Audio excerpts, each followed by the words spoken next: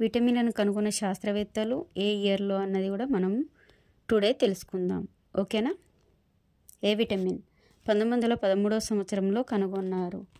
మెకకల్లం ఎం Davis America దేశానికి చెందినవారు వీరు.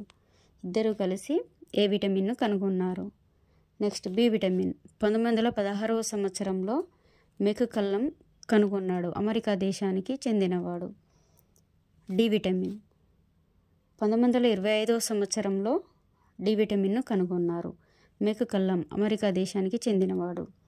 బి విటమిన్ మరియు డి విటమిన్ మెకకల్లమే కనుగొన్నాడు. ఏ విటమిన్లో కూడా వేరే అతనితో షేర్ చేసుకున్నాడు. ఓకేనా. మెకకల్లం 3 విటమిన్లతో సంబంధం ఉంది ఇతనికి. ఓకేనా. నెక్స్ట్ ఈ విటమిన్ 1922వ సంవత్సరంలో కనుగొన్నారు దీన్ని. బ్రాడర్డాక్, ఇవాన్స్, బ్రిషప్స్ ముగ్గురు కలిసి ఈ విటమిన్ను కనుగొన్నారు. కే విటమిన్ 1938వ సంవత్సరంలో కనుగొన్నారు. హెన్రిక్ డామ్ అమెరికా దేశానికి చెందినవాడు ఇతను.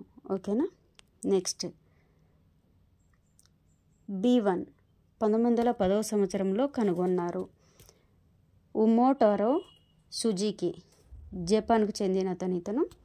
రొనాల్డ్ బేస్రో కొలంబియా విశ్వవిద్యాలయానికి చెందిన రసాయన శాస్త్రవేత్త ఇతను. 1958లో విటమిన్ B1 శరీరంలోని జీవరసాయన పరివర్తనను పరిశోధన చేశాడు. ఓకేనా. ఇంపార్టెంట్. కరెక్ట్గా వీళ్ళిద్దరు నేమ్స్ కరెక్ట్ గుర్తుపెట్టుకోండి. ఒకరు పరిశోధన చేసినవారు. విటమిన్ B2 1922వ సంవత్సరంలో కనుగొన్నారు. రిచర్డ్ కుహ్, థియోడర్ వాగ్నర్, జరేగ్ ముగ్గురు కలిసి కనుగొన్నారు. వేరు చేసిన వారు రిచర్డ్ కుహ్ను, పాల్ గ్రార్గి. వీళ్ళిద్దరూ కలిసి వేరు చేశారు.